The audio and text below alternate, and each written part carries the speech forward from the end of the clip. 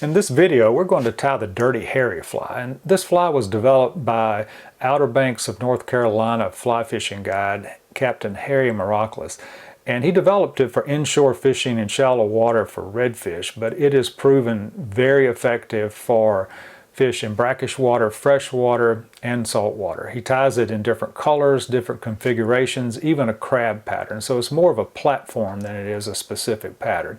And in this video, we're going to tie this shad color, which should work well in both saltwater and freshwater for any fish that are on shad or minnows. So let's get started. For a hook, I'm using a Gamakatsu SC15 in size 4. And this hook runs really small. It's their saltwater hook with a wide gap, but this size 4 is probably the size of many 6 or 8 hooks out there. But it's a great hook for this fly because of the wide gap and the short shank. And for thread, I'm using Viva's Power thread in 140 denier, and I'm going to lay about 1/4 of an inch long thread base just behind the eye of the hook. And then I'm going to bring my thread forward to about 1 eye length behind the eye, and I'm going to create a small bump of thread here. Now this bump gives me something to place my eye against, and it also helps begin to form that thread head that we want at the front of this fly. So then I leave my thread hanging right at the rear of that bump. Now for eyes, I'm using small lead dumbbell eyes. And you can use any size eye you like, depending on the sink rate you'd like.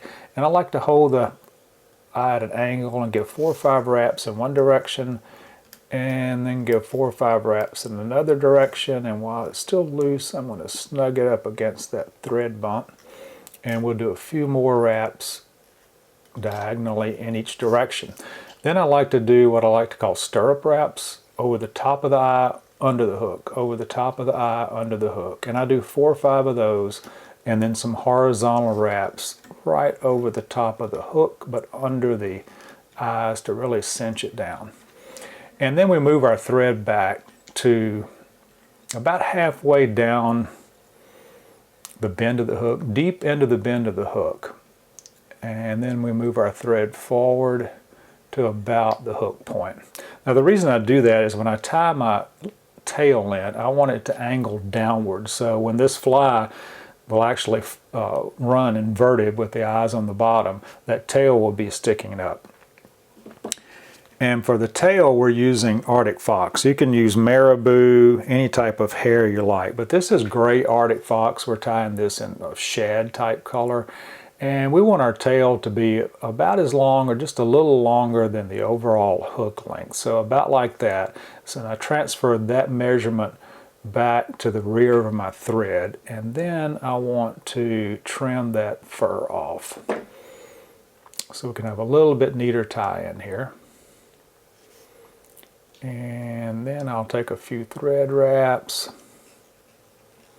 And don't worry about those fuzzies. We're going to cover all of this up. And I wrap my thread all the way down to that bend of the hook point while holding that fur up and towards me to keep it on top of the hook shank. Move my thread back forward and let it hang just behind the hook point. Our next material for the tail is Krystal flash, and this is pearl crystal flash, and I have 4 strands of it, and we want to lay it on top of that fur. So I hold it under the shaft of the hook and wrap down, holding it on top of the hook shank all the way down to where we tied that tail in, and then bring our thread back forward again. And while I have this in hand, let's trim this Krystal flash about the same length as the tail. The final tail material is very similar to a carp fly, is ultra chenille, and this is fluorescent red, and I've hit it with a lighter very briefly at the end to seal off the chenille and taper it a bit. And we want this chenille tail to be about as long as our fur tail, so that looks about right. So let's let me tighten that thread up here a little bit. So let's tie it in at that same point and tie it down to our point on the bend of the hook, and then bring our thread back to that point, just behind the hook point. So that completes our tail. Now the only remaining material is the body of the fly, and I'm using standard pearl Estaz. This is opal pearl. And I like to strip those fibers away so I can tie in by that thread base. So let's tie in right that same point, wrap back to that base of the tail, and then let's bring our thread forward to behind the eye. And then we just want to make touching wraps with this Estaz forward, and just like I would with hackle, hold those fibers back so we don't trap all of them with each wrap. And we want to make touching wraps. They don't have to be exactly touching, but pretty close to it, all the way forward to behind the eyes. And a couple of thread wraps over the Estaz, a few thread wraps in front, and then trim that Estaz off. A couple more thread wraps, then move our thread in front of the eyes, and that's where that little bump, when we created that thread head with our bump, comes in. So we make a small thread head here, and then take our whip finish tool and give it a 4 or 5 turn whip finish.